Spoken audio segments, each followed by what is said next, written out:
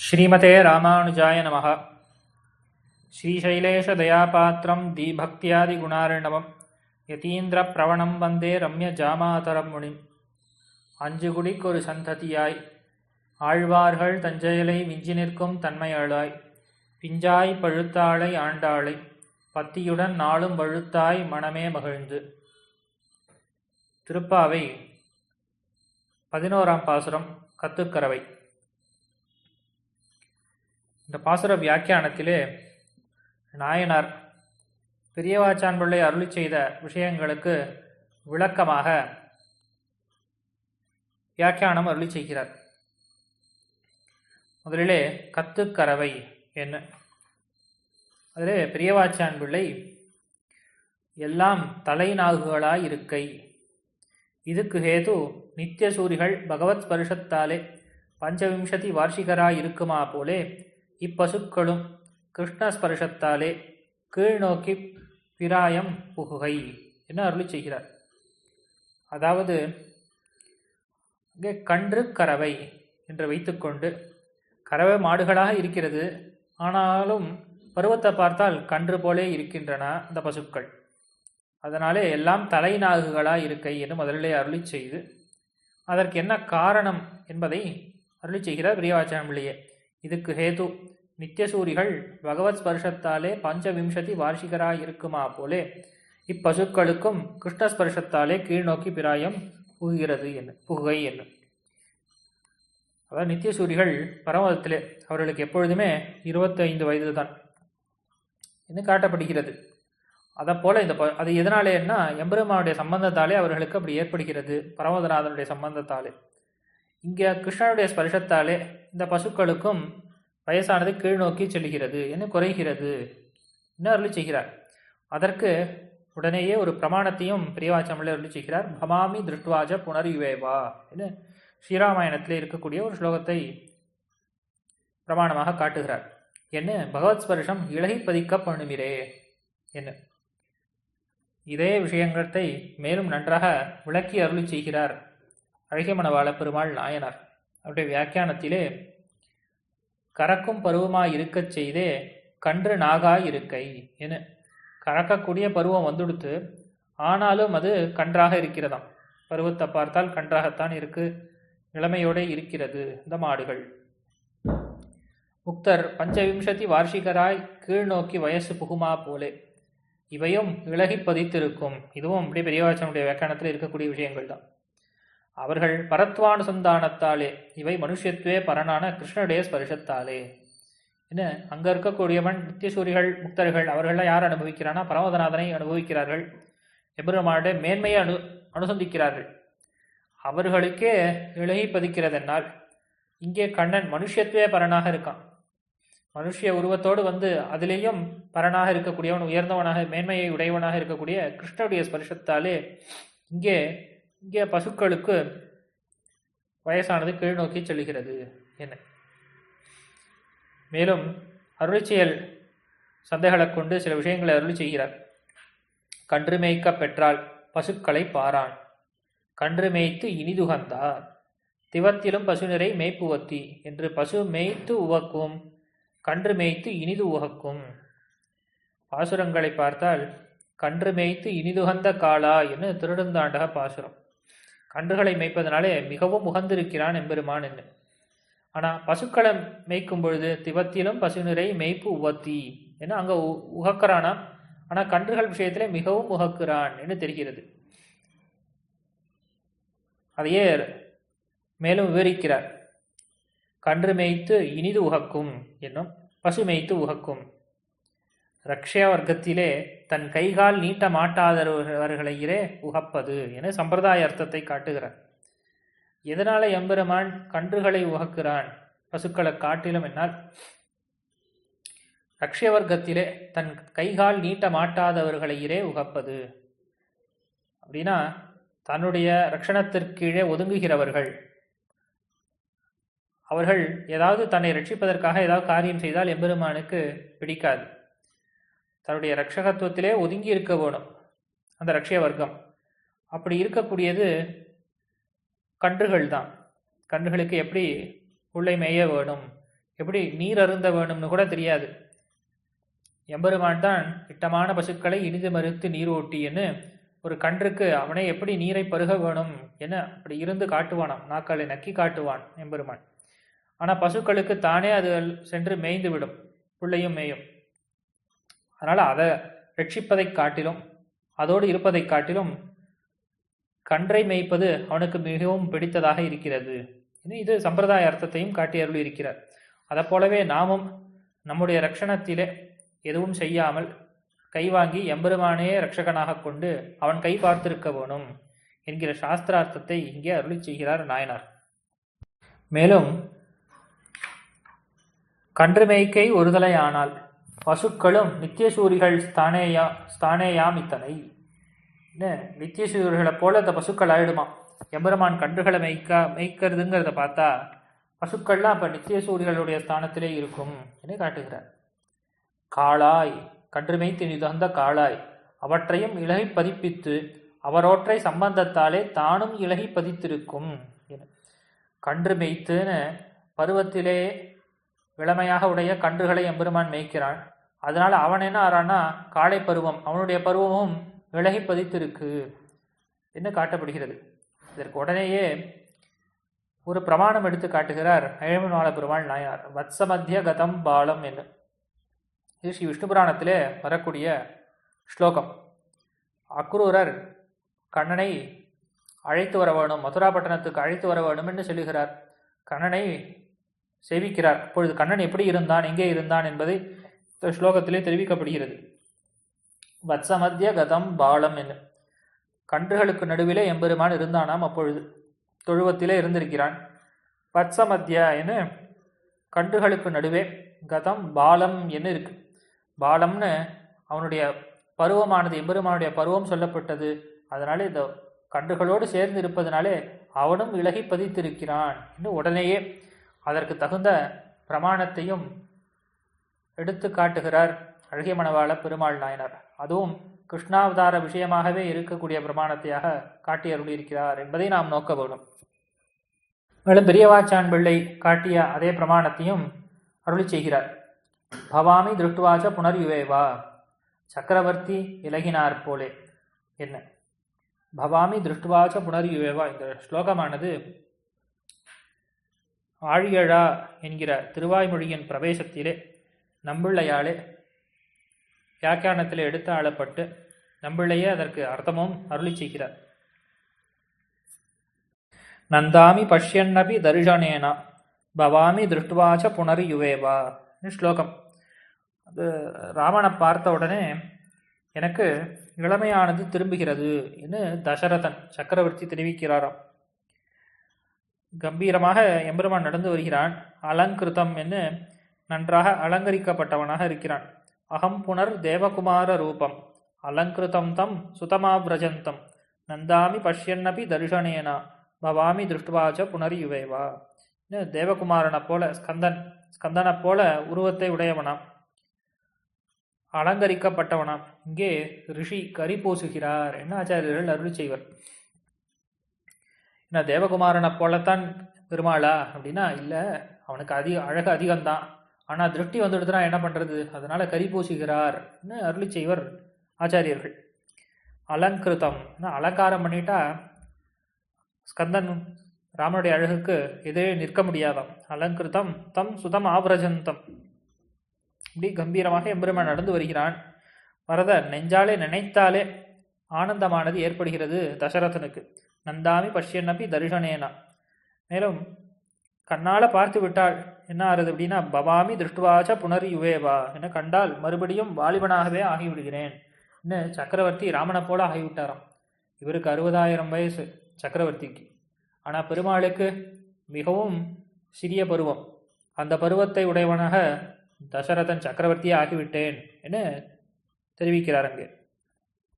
மேலும் இந்த கன்றுகளை ஏன் எம்பெருமான் விரும்புகிறான், பசுக்களை ஏன் விரும்புகிறான் என்பதற்கு வியாக்கியானத்திலே சில விஷயங்களை அருள் செய்கிறார் அழகிய மணவாள பெருமாள் நாயனார்.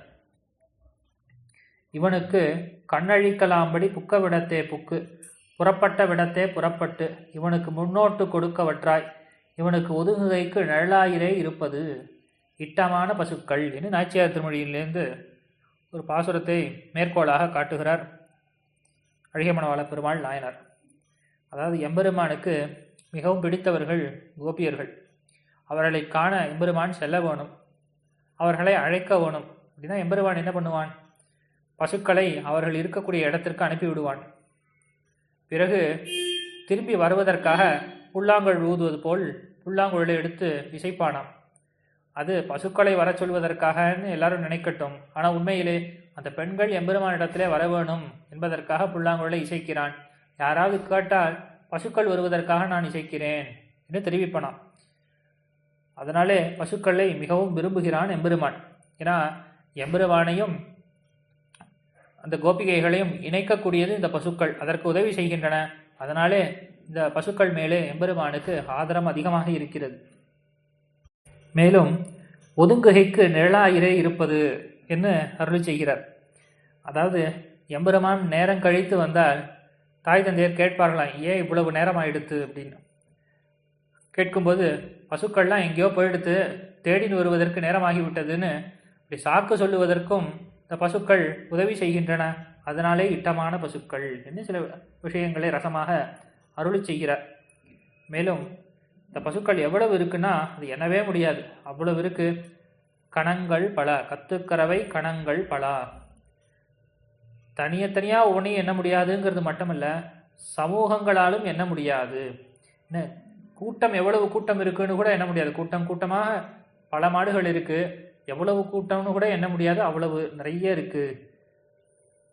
அதற்கு பிரமாணம் பல எடுத்து ஆள்கிறார். ராஜா தசரதோ நாம ரதகுஞ்சர வாஜிமான் என்னுமா போலே பல வெண்ணும் இத்தனை என அருளி செய்கிறார். ராஜா தசரதோ நாம ரதகுஞ்சர வாஜிமான். இது பிராட்டி லங்கையில் இருக்கும் பொழுது திருவடியானவர் ஸ்ரீராமாயணத்தை மரத்தின் மேலே இருந்து அருளி செய்கிறார். அப்பொழுது ராஜா தசரதோ நாம ரதகுஞ்சர வாஜிமான் என்ன ஸ்லோகம். தசரதன்னு ராஜா, அவனுக்கு நிறைய தேர், குஞ்சராயின்னு யானை, வாஜிமான்னு நிறைய குதிரைப்படை. என்ன தேர் என்ன, யானை என்ன, குதிரைப்படைகள் என்ன, இவெல்லாம் நிறைய இருக்கான். இதோடு கூடியவனாக தசரதன் இருக்கிறான் இன்னும் பலன்னு அங்கே சொல்லப்பட்டிருக்கு. அதையே தான் இங்கே கற்றுக்கறவை கணங்கள் பலா இருக்கு.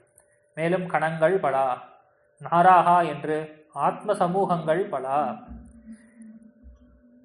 ரிங்ஷயேன்னு தாத்து, ரா என்கிற அக்ஷரம் அது அழியக்கூடிய பொருள்களை காட்டுகிறது. நர என்னால் நர என்னால் அழியாத வஸ்து என்ன அர்த்தம். நாரா என்னால் அதனுடைய பன்மை வஸ்துக்கள். நாராகா என்ன வஸ்துக்களினுடைய திரள், நித்தியமான வஸ்துக்களினுடைய திரள். இது மூன்றுபடியிலே இவ்விஷயங்களை நாம் காணலாம். ஆக நாராகா என்று ஆத்ம சமூகங்கள் பலா.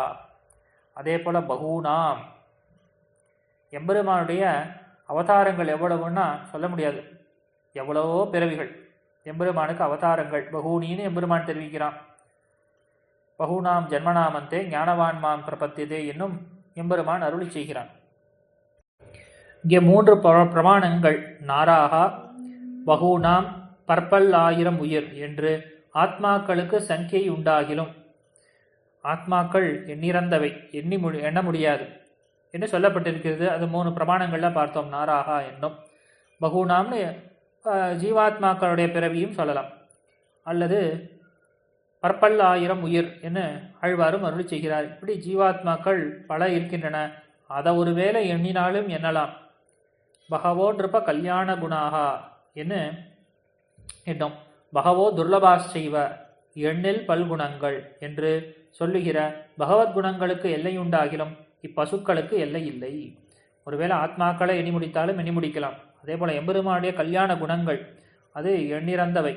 பகவோ நிருப கல்யாண குணாகா என்று ஸ்ரீராமாயணத்திலேயும், பகவோ துர்லபாச்சைவ ஏத்வயா கீர்த்திதா குணகா என்று ஸ்ரீராமாயணத்திலே சொல்லப்பட்டிருக்கிறது. இப்படி எவ்வளவோ கல்யாண குணங்கள் எம்பெருமான்ட்ட இருக்கு. ஆழ்வாரும் எண்ணில் பல்குணங்கள் என அருளி செய்கிறார்.